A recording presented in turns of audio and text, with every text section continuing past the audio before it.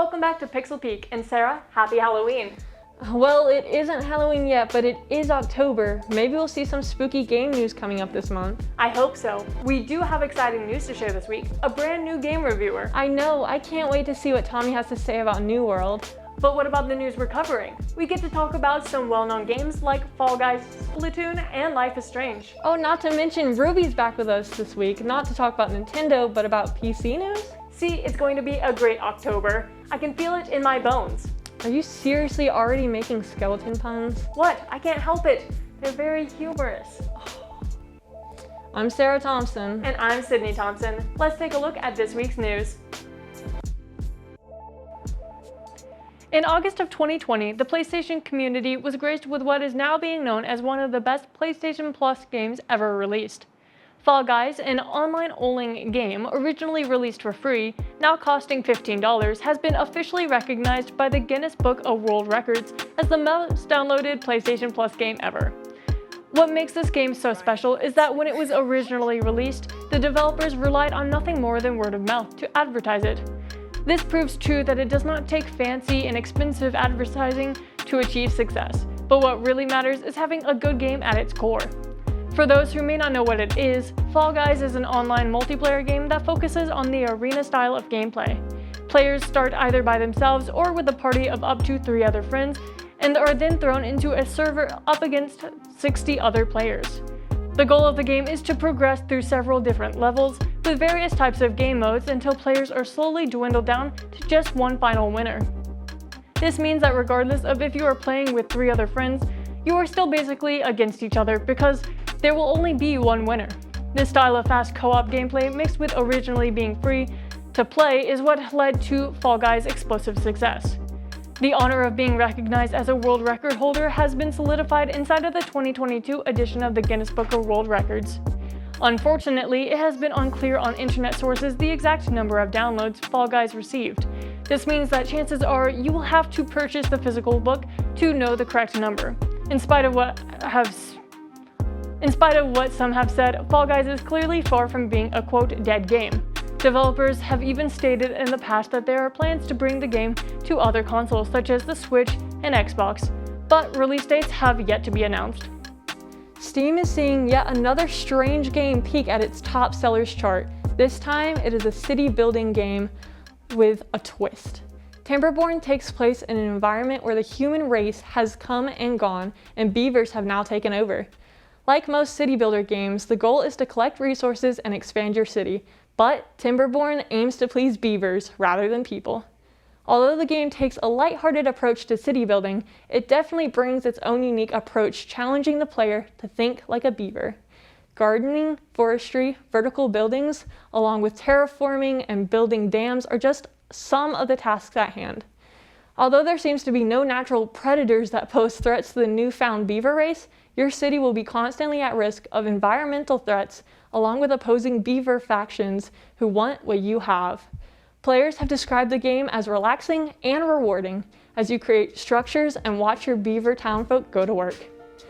Timberborn was released to Steam not even 2 weeks ago and already has a respectable rating of overwhelmingly positive, with almost 3,000 ratings.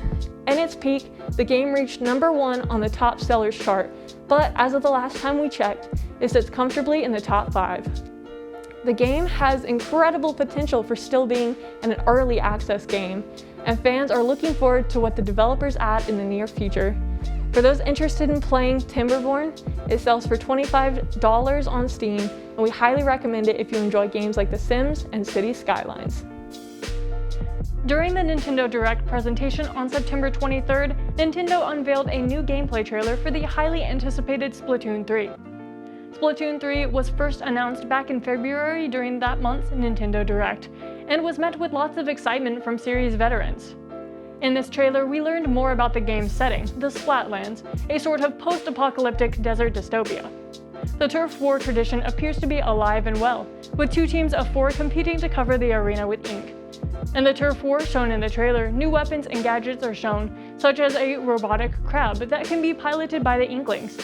However, there's one big twist: the introduction of mammals, with the game's theme being Return of the Mammalians.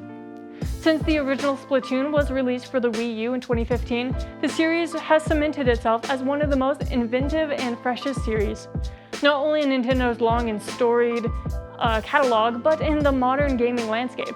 Splatoon 3 is slated for release in 2022 and looks like it will live up to its beloved predecessors. When Life is Strange Remastered Collection was announced in March of this year, it was expected to be released at some point in fall. This was to coincide with the release of Life is Strange True Colors, which was released on September 9th, 2021. However, Deck 9 revealed that the project had been delayed to early 2022, but did not announce an official release date. Deck 9 cited the well-being of its team as the reason for the delay. On September 24th, it was announced that Life is Strange Remastered Collection would release on February 1st. The collection includes both the original Life is Strange as well as Life is Strange Before the Storm. Both of these games will be utilizing a new engine, which will upgrade the lighting and new motion-captured facial animations. The collection will also include Before the Storm's deluxe content, which includes new outfits and the farewell episode. That's all we have for this week's news, and now we can take a look at some other great shows available on App TV, and then we can pass it over to Tommy for a game review on New World. Hey, do you have way too much time on your hands? Do you love watching people act a fool? Do you like to learn how amazing the LGBTQ+ community is? Well, yeah, us too! That's why we made this show, Can't Think Straight. I'm Harriet. And I'm Nate. We are your esteemed hosts. We'll provide you non-stop laughs as well as a sprinkle of queer education to get you through your day. Can't Think Straight will premiere Fridays at 9 p.m. You can watch it on watchapptv.com or any of these TV channels. Can't wait to see you there. Bye! Bye.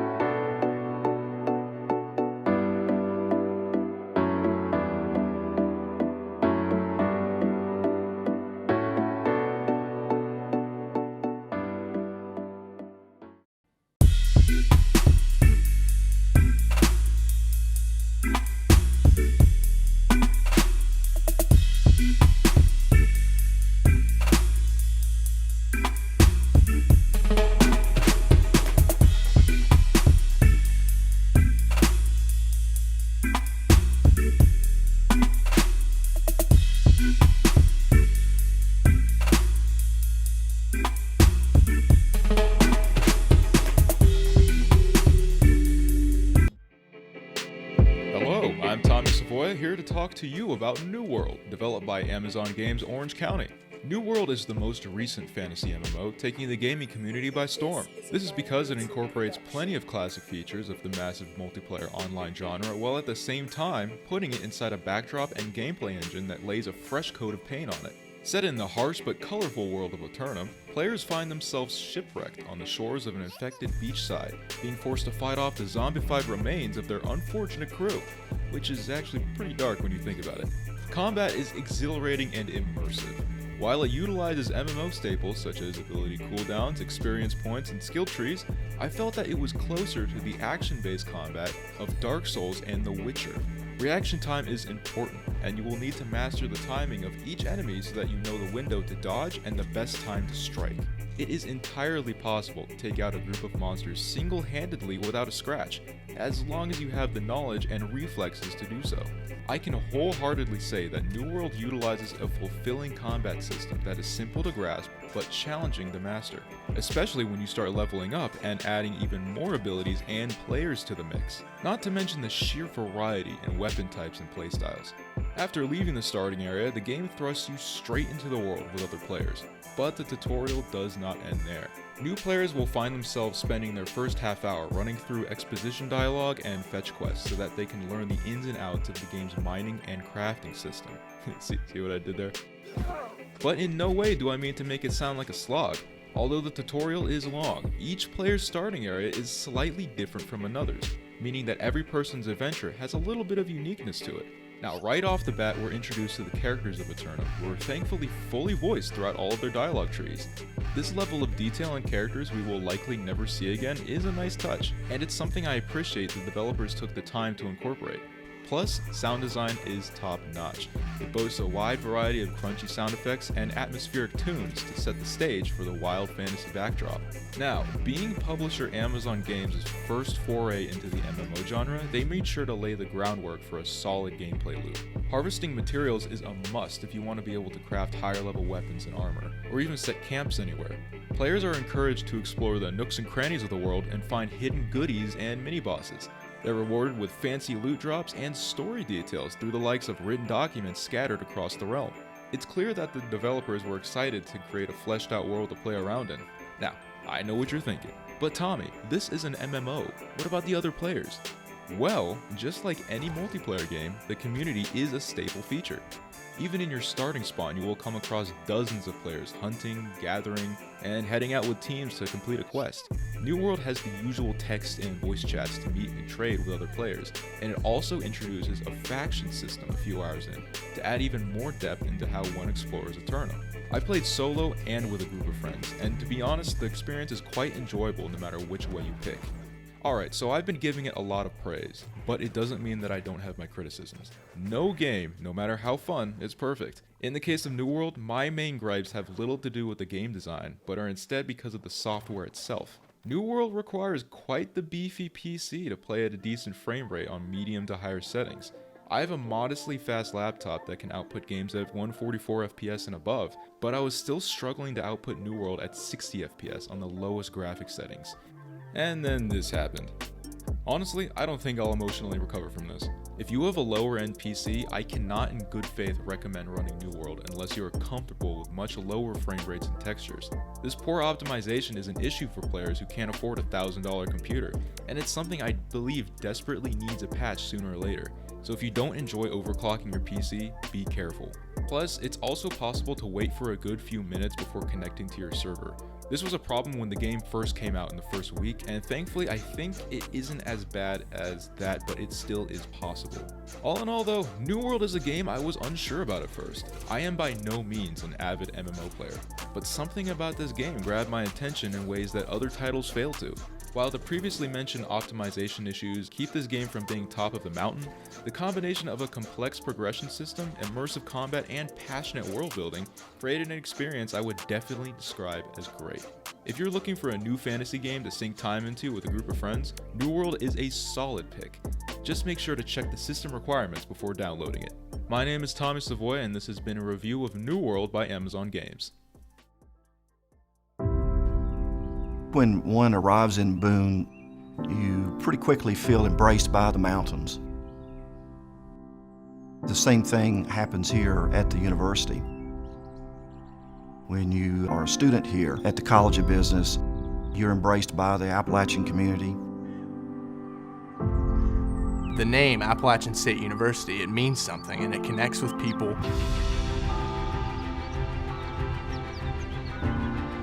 The experience goes beyond academics. There's a culture here. Everywhere I go, I wear that golden A. I take pride in that. It's not something that you find everywhere. One of the things that's great about Appalachian is it has the resources of a big school, but the small school community. Professors here take such an important view of how they can impact the lives of students.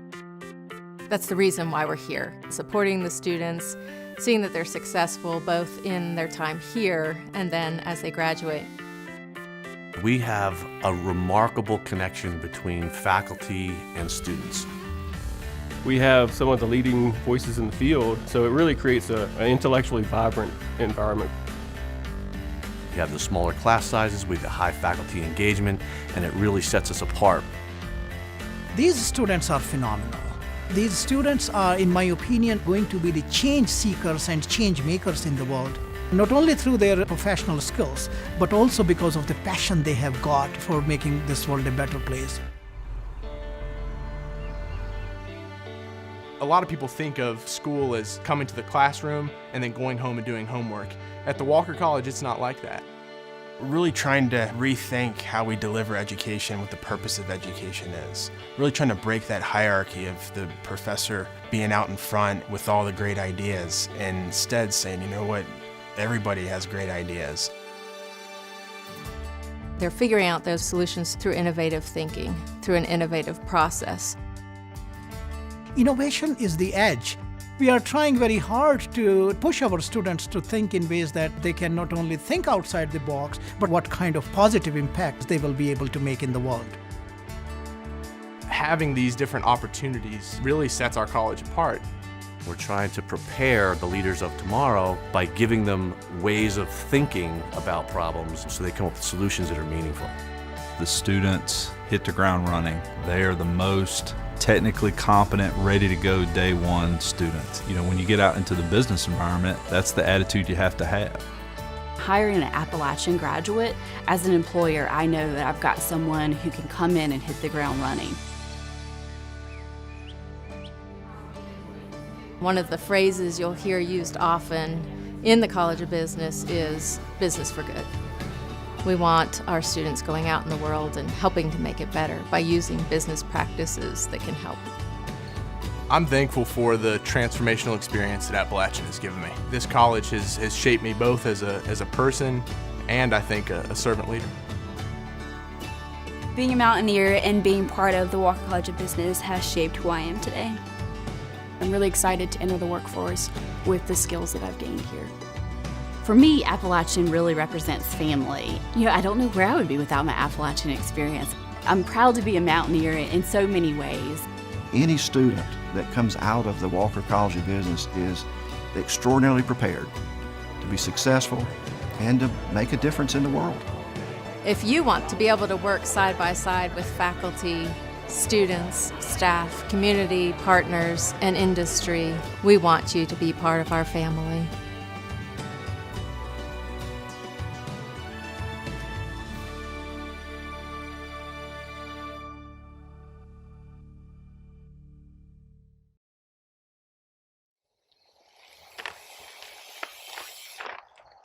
Hi, my name is Melissa Weddle, and I'm Department Chair of Recreation Management and Physical Education at Appalachian State University. We offer 2 degree-granting programs, one in Recreation Management with a focus in Outdoor Experiential Education, Recreation and Park Management, and Commercial Recreation and Tourism. Our second degree-granting program in Health, Physical Education, and Coaching offers teacher certification for public schools in health and physical education. You can get a minor or certificate in coaching. We are the front porch to the Beaver College of Health Science, where our focus is on quality of life, wellness, and physical activity. We're located in the beautiful mountains of Boone, North Carolina, so come join us, check out our website, or take a class.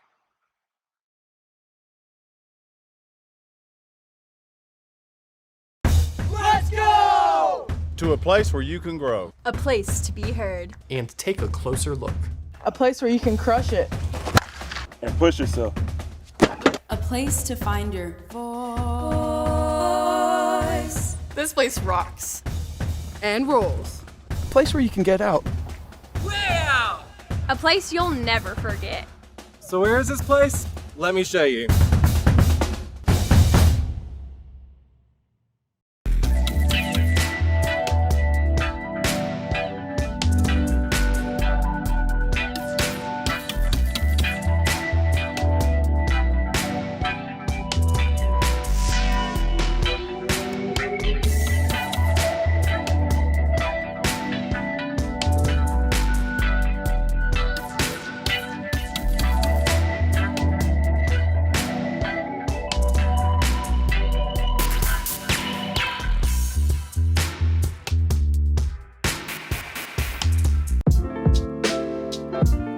Today we have Ruby Hall with us to talk about some important PC news. Thanks for joining us, Ruby. Thanks for having me back. Well, of course, off to question 1. Castlevania Symphony of the Night is described as defining the Metroidvania genre. What is the Metroidvania genre?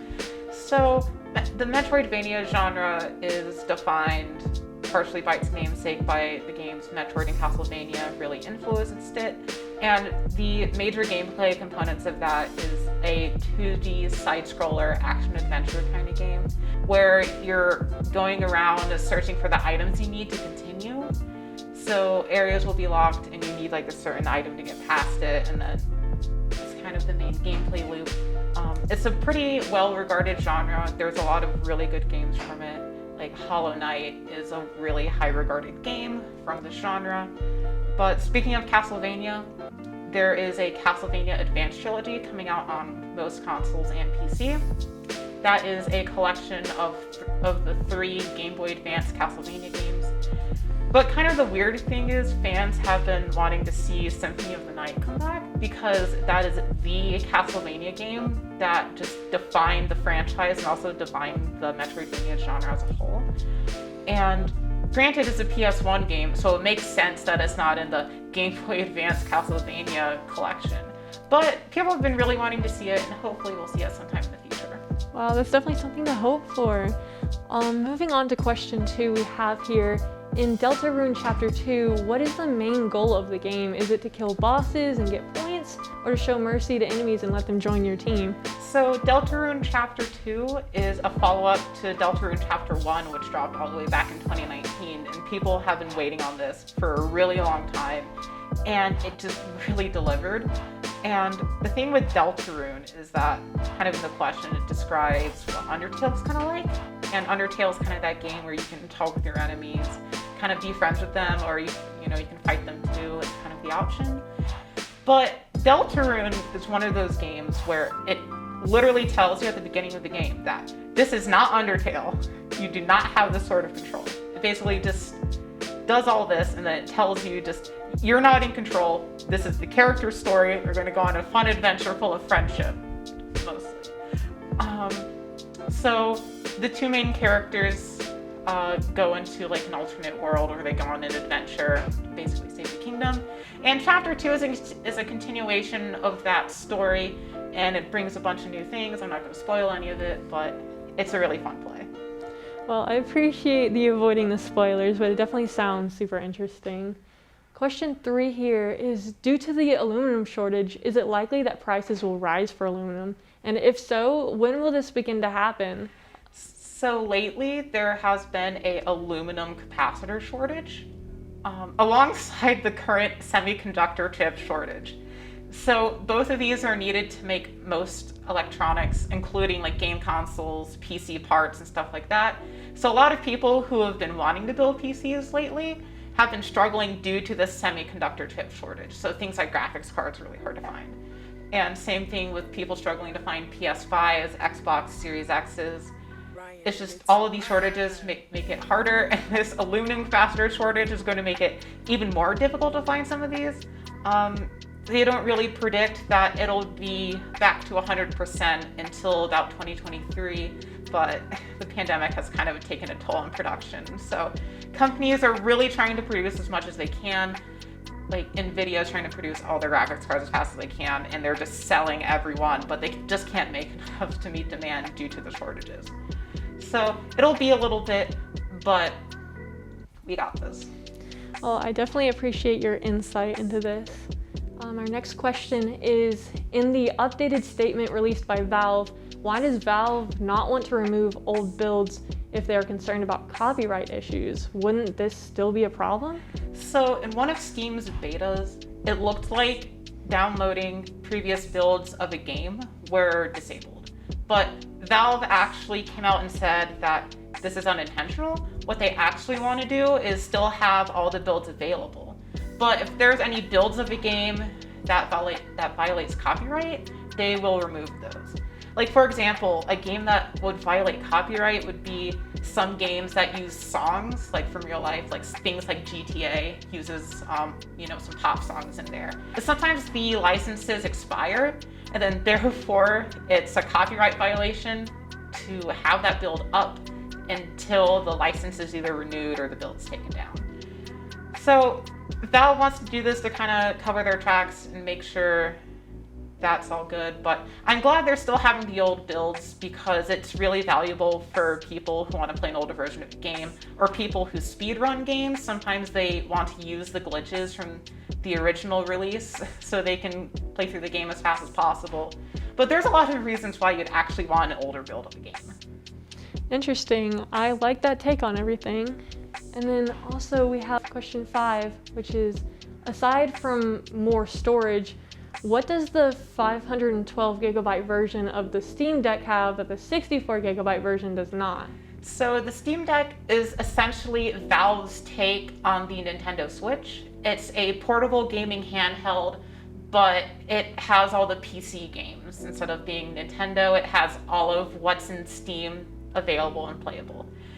And they have a couple different models, and specifically the 512 gigabyte version has a way faster SSD, and that's the storage device, and it helps games load a lot faster, as well as an anti-glare screen. So if you're playing under a bright light, it's easier to see the screen, as well as some exclusive online goodies that no one else gets if you get this one. But aside from that, it seems like a really solid competition for the Nintendo Switch, because Nintendo has kind of been just dominating the handheld market because the Switch, can do everything. But the thing with the Steam Deck is that they actually plan on releasing a dock in the future, so it's really close to being a Switch. So maybe it can beat it, maybe it'll be really competitive alongside it. We just have to see. Oh wow, definitely competition we're gonna have to be watching for. Also, question 6, the final one is, Proton is coming to the Steam Deck. What exactly will that do? So Valve has a version of Proton on the Steam Deck. Essentially what it is that it's a compatibility layer used to run Windows games. And it uses a program called Wine, which is an open source, essentially a Windows layer. So Valve's Steam Deck actually runs on their own build of Linux. If any viewers are familiar with SteamOS that they dropped a couple years ago, that was based on Linux, and this is kind of a new iteration of that. And the issue with Linux is that it doesn't support Windows games natively, just by itself. It needs a compatibility layer that changes the code from Windows code to Linux code so your Linux system can process it. Thanks for talking with us, Ruby. Now let's go back to me and Sydney to close up this week's episode. That's all, folks. A pretty good episode, if I do say so myself. Yeah, aside from all the Halloween puns. What? The puns for holidays are a tradition, passed down from host to host for years. But they're starting to drive me batty. Now you're starting to get the hang of it. You can watch our episodes bi-weekly on Wednesday at 4 on WatchUpTV.com, Skybest channels 20 and 1020, Spectrum channel 198, or on App State's campus television channel 23.3. You can also follow us on social media to get news and extra content between episodes. You can find us on Facebook, Twitter, and Instagram at PixelPeakAppTV. Of course, we also have our crew to thank for this week's episode. Thanks to our analyst, Ruby Hall, our writers, Zach White and Jackson Call, and producers, Elise Taylor, Haley Cipher, Christina Gizzi, and Tomas Delgado. Thanks for watching, and we'll see you in the next episode.